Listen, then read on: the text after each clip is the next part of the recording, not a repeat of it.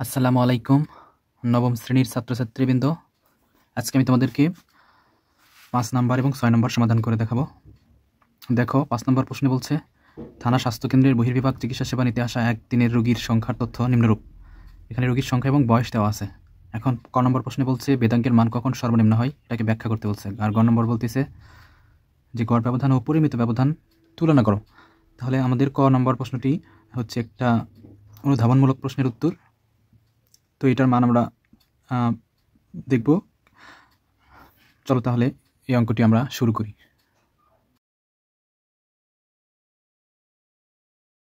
দেখো আমরা ক নম্বর প্রশ্নটির উত্তর করব।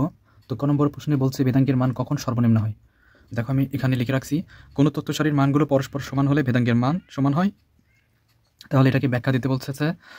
ব্যাখ্যা দেওয়ার জন্য আমরা মনে করি কোনো চলক এক্স এর এন সংখ্যক পদের মান x1 x2 dot dot xn হলে এবং গড় যদি x ড্যাশ হয় তাহলে বেদাঙ্ক কত হয়। তাহলে বেদাঙ্কের সূত্র অনুসারে কিন্তু এটা হয়, এটা হচ্ছে বেদাঙ্কের সূত্র। তাহলে বেদাঙ্কের মান কখনো যেহেতু ঋণাত্মক হয় না তাহলে কি হয়, শূন্য হবে। যদি আমরা মনে করি বেদাঙ্কের মান শূন্য, এই বেদাঙ্কের মান বসাইছি এখানে সিগমা স্কোয়ার মান হচ্ছে এইটা। এন দ্বারা জিরোকে গুণ দিলে জিরো হয়ে যায়, অর্থাৎ n ইন্টু জিরো সমান জিরো হয়ে যায়, জিরো। এখন এই সমষ্টিটা তুলে দিই। এখন এই যে স্কোয়ারটা জিরোর উপর দিলে জিরোর কোনো বর্গমূল নেই, সুতরাং জিরোই হয়। এখন এক্স আই সমান যেহেতু এক্স ড্যাশ হয় তাহলে আমরা এক্স আই সমান জানি x1 x2 x3 এরকম করে xn পর্যন্ত।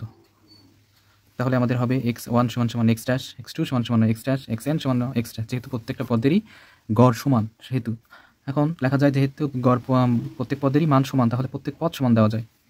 এইটা হচ্ছে প্রথম পদ। দ্বিতীয় পদ এভাবে এনতম পদটি হবে আমাদের গড়ের মান। সুতরাং আমরা বলতে পারি তথ্য সারির মানগুলি সমান হলে বেদাঙ্ক সর্বনিম্ন হয়। শিক্ষার্থী বন্ধুরা, এখন আমরা 5 নম্বরের খ নম্বর প্রশ্নের অ্যান্সার করব।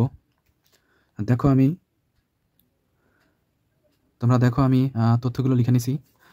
শ্রেণীব্যাপ্তি দেওয়া আছে আর রোগীর সংখ্যা দেওয়া আছে এফআই। এর মান সব কয়টা মান যোগ করলে এন সমান সমান 50 হয়। আর মধ্যমান আমরা কীভাবে বের করব? এখন মধ্যমান বের করার নিয়ম হচ্ছে যে দুটো সংখ্যা দেওয়া আছে অর্থাৎ নিম্নসীমা ঊর্ধ্বসীমা যোগ করে 2 দ্বারা ভাগ করলেই হয়ে যায়, সেটাই হচ্ছে আমাদের মধ্যক।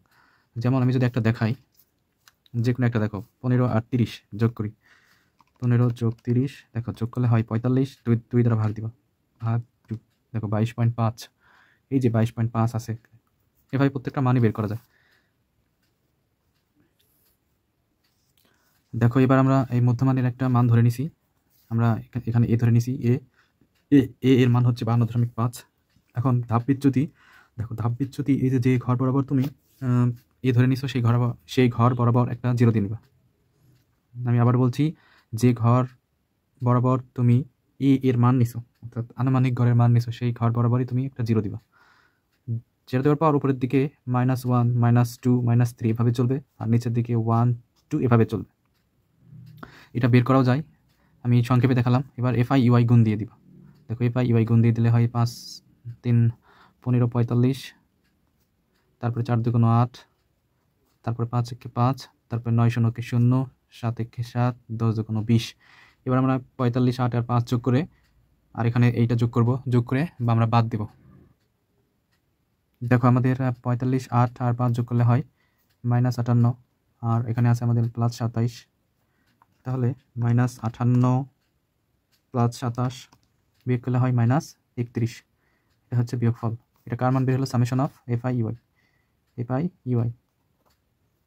এবার আমরা দেখো গড়টা বের করে নিই, কারণ এই পাশের এইগুলো করতে গেলে আমাদের অবশ্যই গড়ের মান লাগবে। দেখো গড়ের মান বের করি, তাহলে গড়ের সূত্র লিখছি, এর মান আমরা ধরে নিছি 52.5। এই যে এফআই ইউ এর মান -31, আর এর মান আমরা জানি 50, আর এইচ এর মান এখানে কয়টি সংখ্যা আছে দেখো, এর ভিতর 0 থেকে 15 পর্যন্ত সংখ্যা কয়টি সেই সংখ্যা দ্বারা আমরা ভাগ দেব। দেখো এখানে সংখ্যা আছে হচ্ছে 16টি, তাহলে এইচ এর মান হবে 16। এখন আমরা দেখো ক্যালকুলেশন করব যে 52.5 মাইনাস দেখো 31কে 50 দ্বারা ভাগ দেবো, 31 ভাগ 50।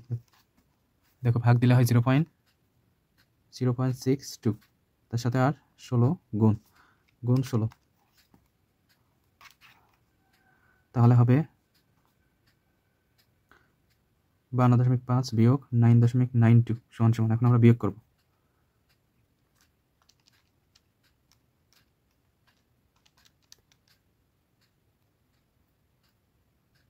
দেখো আমাদের অ্যান্সার আসছে 42.58। 42.58, এটা আমাদের গড়ের মান আসছে। এখন দেখো আমরা হচ্ছে যে এক্স আই মাইনাস এক্স ড্যাশের মান বের করব। তাহলে আমরা কি করব? দেখো আমি এখানে লিখি যে এক্স আই এর মান কি। এক্স আই এর মান কিন্তু 7.5। 7.5 মাইনাস এক্স ড্যাশের মান কিন্তু আমাদের বের হইল 42.58। এখন আমি এটাকে বিয়োগ করব। 7.5 মাইনাস 42.58 বিয়োগ করলে হয় দেখো 35 মাইনাস 35.08, অর্থাৎ 35.08। তাহলে এই ঘরে আমরা লিখব 35.08। এইভাবে আমরা পরের মানটা বের করি। দেখো 22.5 মাইনাস 42.58, দেখো আমাদের বিয়োগ করলে হয় 20.08। 20.08 হয়। তাহলে অ্যান্সার হবে আমাদের 20.08। তাহলে এখানে লিখি 20.08। এভাবে আমরা সব মানই বের করে রাখবো। দেখো আমি সব কয়টি মান বের করে রাখছি, বের করে এখানে লিখে নিলাম। এবার হচ্ছে এই মানের সাথে আমরা এ পাই মানটি গুণ দেবো। দেখো আমাদের কাছে আছে হচ্ছে 35.08 গুণ, আমরা যদি এ পাই অর্থাৎ 15 দ্বারা গুণ দিয়ে দিই। দেখো 15 দ্বারা গুণ দিলে হয় কি 52, 62, অর্থাৎ 526.2। তারপরটা দেখো, তারপরটা কিন্তু এইটা আর হচ্ছে এই পয়েন্ট 4 সাথে গুণ, তাহলে 4 গুণ 20.08, তো গুণ করলে হয় 80, তারপরে 32, 80, তারপরে হয় 32। এভাবে আমরা সব কয়টি মানই বের করতে পারবো। দেখো সব কয়টি মান আমি বের করছি। একইভাবে যদি এই মানের সাথে আমরা দেখো উপরে কিন্তু স্কোয়ার চলে আসছে, এই মান তার সাথে একটা স্কোয়ার চলে আসে, তাহলে আমরা কিভাবে করব? আর দেখো আমাদের কাছে তো এই যে দেখো এই মানটা আছে 35.08, এই মানের সাথে যদি আমরা এই যে এফ আই সরি এই মানের সাথে যদি আমরা স্কোয়ার করি অর্থাৎ বর্গ করি, অথবা এই মানটি যদি দুইবার গুণ করি তার সাথে যদি এই এফ আই গুণ করে দিই, তাহলে কিন্তু আমাদের এই মানটা চলে আসে। তাহলে দেখো কিভাবে করি। তাহলে আগে দেখো এই ব্র্যাকেট দিয়ে নিবা, ব্র্যাকেট 35.08 ব্র্যাকেট ক্লোজ, উপরে স্কোয়ার গুণ, তুমি যদি 15 করে দাও, দেখো 15, দেখো গুণ করলে হয় কত 18, দেখো 18, 45, 9। তো আমি একটু লিখে নিই 18, 45।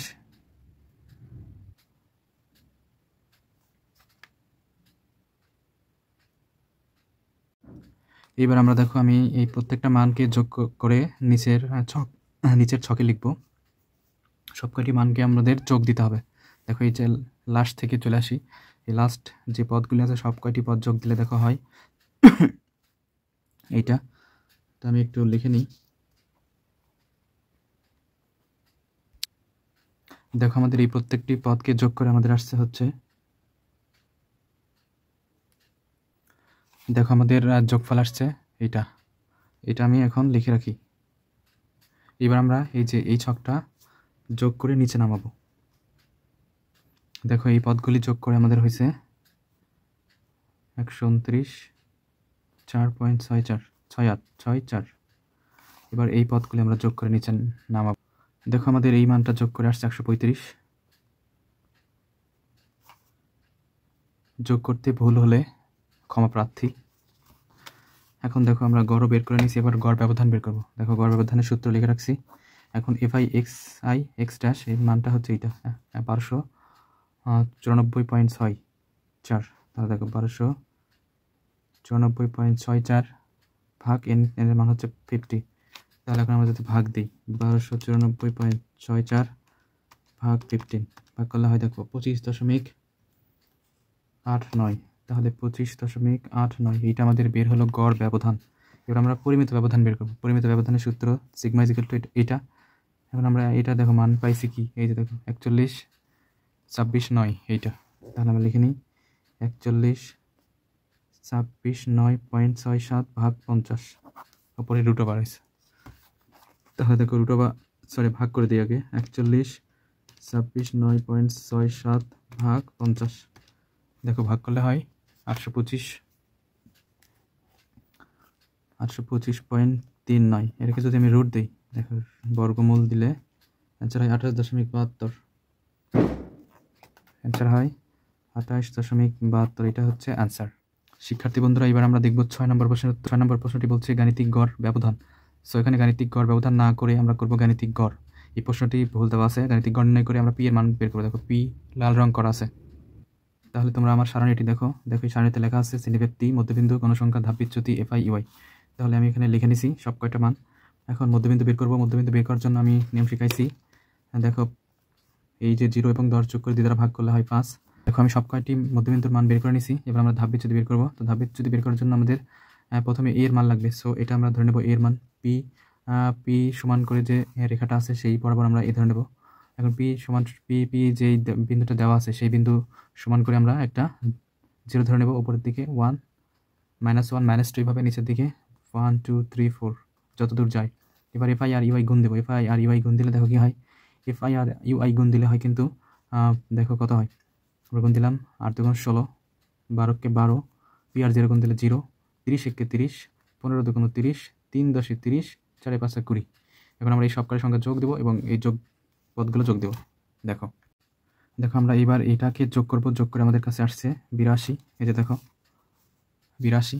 এখন আমরা কি করব, এখন আমাদের যেহেতু গড় দেওয়া আছে, এক্স এর মান কিন্তু আমাদের কাছে দেওয়া আছে, তাহলে এখন আমরা কি করব, এখন আমরা কিন্তু গড় বের করে আমরা একটা এই সারণীর একটা গড় বের করব। তাহলে গড় এক্স আই সমান সমান A plus summation F I U I divided 10 গুণ এইচ। এখন মান বসাই। এ এর মান আমরা ধরে নিচ্ছি 25, এফ আই আর ইউআই এর মান বের করছি 82, আর এন এর মান কত, এন এর মান আমাদের কাছে আছে 80 প্লাস পি, আর এইচ এর মান কত, এইচ এর মান হচ্ছে ব্যবধান হচ্ছে 10 ধরে নিছি। এখন আমাদের দেখো এটা গুণ দিতে হবে 25 প্লাস 82 আর 10 যোগ করলে কত হয় 820, আর 80 প্লাস পি।